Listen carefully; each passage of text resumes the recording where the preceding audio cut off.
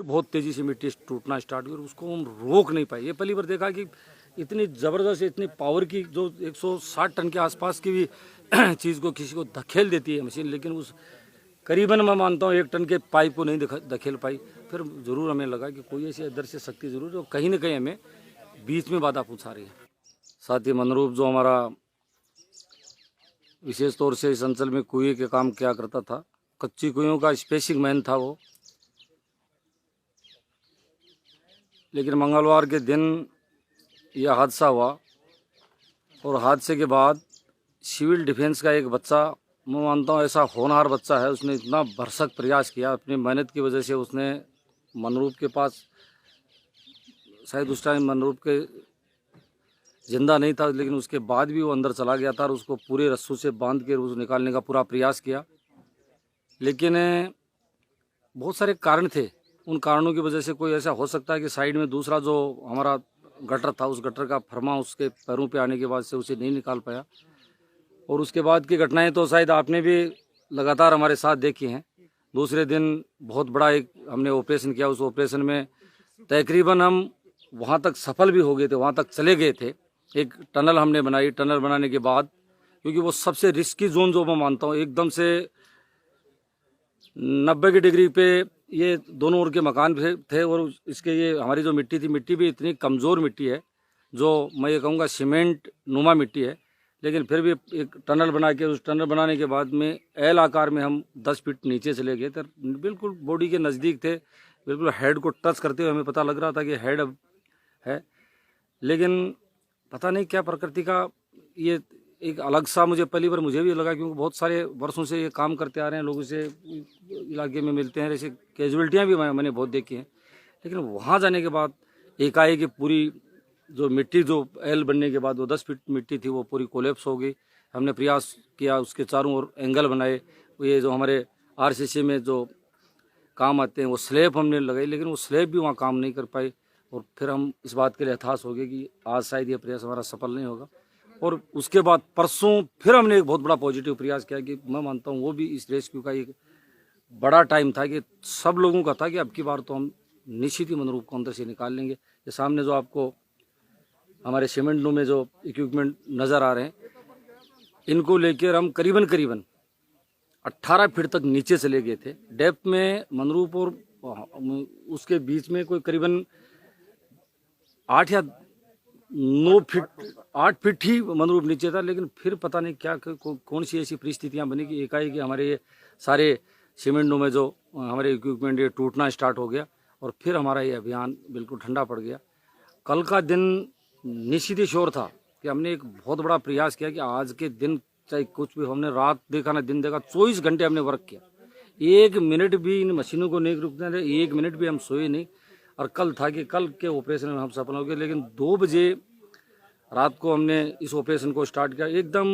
Last जो हमारी जो डेप्थ होनी चाहिए थी, जहाँ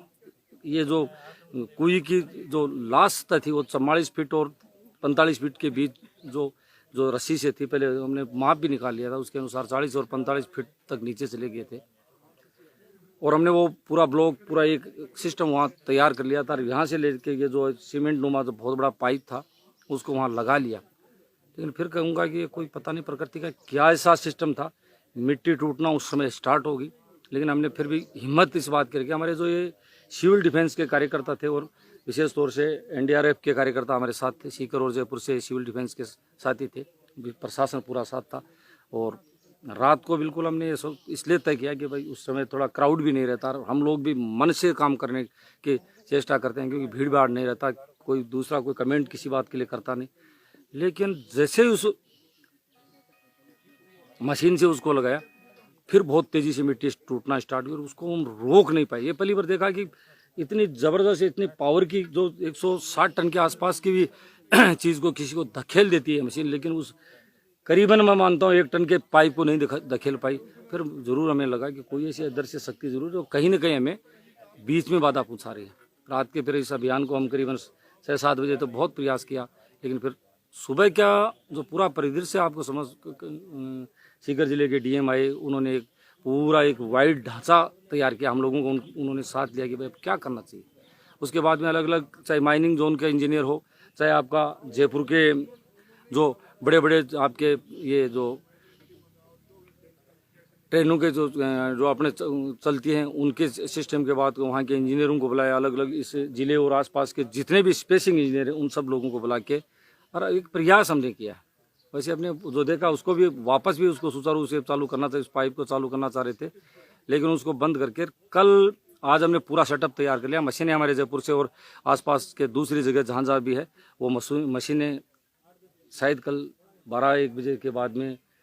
जो पाइलिंग बोलते हैं, जिसको आपने देखे बहुत बड़े बड़े ब्रिज बनते हैं जो पानी में भी होते हैं, कई बार समुद्रों में भी वो पाइलिंग करके उसको स्ट्रक्चर को खड़ा करते थे। तो 12-1 बजे बाद में उसको पाइलिंग की मशीन को सीधा जो एक बोरिंग नुमा पाइलिंग होता है वो वहाँ तक उस डेप्थ तक जहाँ बनरूप का शव है उस शव के पास वो चले जाएगी और फिर उस बॉडी को पिकअप करके कल शायद शाम को 8 बजे 9 बजे तक उस शव को हम पिकअप कर लेंगे। बाकी परेशानियाँ बहुत सारी परेशानियाँ हैं, लेकिन परेशानियों के बाद भी मैं कहना चाहूँगा, ज़रूर कहूँगा कि कहीं न कहीं हमारे इस अंचल में ऐसे जब हादसे हो जाते हैं, प्राकृतिक कोई आपदा यदि कोई ऐसी आ जाती है तो साधनों का ज़रूर कहीं न कहीं अभाव है। ऐसे साधनों की अब क्योंकि आज का युग मशीनी युग है, बहुत सारे और लोग भी हैं, इन्होंने अपने सजेशन दिए, अपने सुझाव दिए कि भाई मैं निकाल सकता हूँ, मैं ये कर सकता हूँ, उन्होंने वो कर सकते हैं, लेकिन इस रूप में वो कर नहीं सकते। इसलिए मैं ये ज़रूर कहूँगा, प्रशासन से भी कहना चाहूँगा और सरकार से भी कहना चाहे वो स्टेट की गवर्नमेंट हो चाहे वो सेंटर की गवर्नमेंट हो, ऐसे आपदाओं के समय में जहाँ डिस्ट्रिक्ट हेडक्वार्टर पे ज़रूर निश्चित ही कोई न कोई ऐसे इक्विपमेंट हैं, ऐसी मशीनें ज़रूर रखनी चाहिए। क्योंकि ये जो हमारे सिविल डिफेंस के जो एक टीम बना रखे हैं उनके तो सीमित मात्रा में वो काम कर सके, सीमित उनके संसाधन है, वो छोटे छोटे इक्विपमेंट उनके पास होते हैं, वो जो करते बहुत हैं उनमें हिम्मत बहुत ज़्यादा है। लेकिन आप तो जानते हैं इस युग में, मशीनी युग में तो मशीन का काम करती है और आदमी अपना जो काम करता है वो श्रम कर सकता है। लेकिन ये मेरा ज़रूर रहेगा, आपके इस चैनल के माध्यम से मैं ज़रूर इस बात के लिए कहना चाहूँगा कि जिला हेडक्वार्टर पे ऐसे संसाधनों को ज़रूर जुटाया जाए, जिससे कभी भगवान ऐसी कैजुअलिटी कहीं नहीं करे। लेकिन फिर भी मानता हूँ ये हमारे इस ज़िले में आपने रिसेंट देखे 1 महीने में ऐसी 2 कैजुअलिटी हुई भी आपने देखा होगा। नीमका थाना साइड में पानी में जो एक माइनिंग जोन था उसमें पानी में करीबन उसमें भी रेस्क्यू करीबन 5-6 दिन 7 दिन से वो बॉडी को कलेक्ट किया था। तो उस समय भी बहुत सारी ये समस्याएं थी, क्योंकि सीकर इस जिले में कोई ऐसा साधन और संसाधन थे नहीं। बाहर से गोताखोरों की टीम बुलाई, नेवी की टीमों को बुलाया और फिर उस बॉडी को कलेक्ट किया गया। और यहाँ भी मैंने ये देखा, मैं मानता हूँ सारे लोगों का रुझान इस ग्राम पंचायत का, वो आखिरी व्यक्ति उसका भी बड़ा अच्छा मन था, कोई आदमी ने किसी चीज़ का व्यवधान नहीं किया। क्योंकि आप समझ सकते हैं कि 7-8 दिन बॉडी रहने के बाद एक जवान आदमी रह जाए और उसके परिवार वाले वहाँ सामने बैठे रहे, उसके बाद में किसी ने कोई बात का विरोध इस बात का नहीं किया। प्रशासन ने भी, मैं कहना चाहूँगा, पहली बार मैं इस बात के लिए कहा कि लोग अभी काम करने वाले हैं। रात के सुबह मैं कहता हूँ कि सुबह 6 बजे जाते थे और 7 बजे तुरंत वो वापस होकर फ्रेश होकर वापस इस काम में लग जाते थे। इसलिए व्यक्ति से सब लोगों ने बहुत काम किया, लेकिन साधन और संसाधन ज़रूर हमारे इस जिले हेडक्वार्टर पूरे विशेष तौर से पूरे राजस्थान में होने चाहिए, जिसमें से ऐसे कोई भी जो कोई आपदा आती है, कोई प्राकृतिक आपदा आती है या हमारे इस परिवारों में कोई छोटी मोटी ऐसे कोई घटनाएं घटते हैं, उसमें वो सहायक हो सकती है। आप लोगों ने भी, मैं मानता हूँ, इसे 6-7-8 दिन में आप लोगों ने एक, मैं तो मानता हूँ आपका चैनल के रूप में आपने कम काम किया। और एक परिवार का जैसे मुखिया जैसे काम करता, आपका इतना आपका मन था कि कब ये मनरूप निकले और कब मैं भी कहीं न कहीं इस मनरूप के सब के साथ इसका कोई सहारा दे पाऊँ। तो आपने भी बहुत अच्छा काम करने का कोशिश किया, इसके लिए आपको भी बहुत बहुत धन्यवाद देना चाहूँगा। धन्यवाद।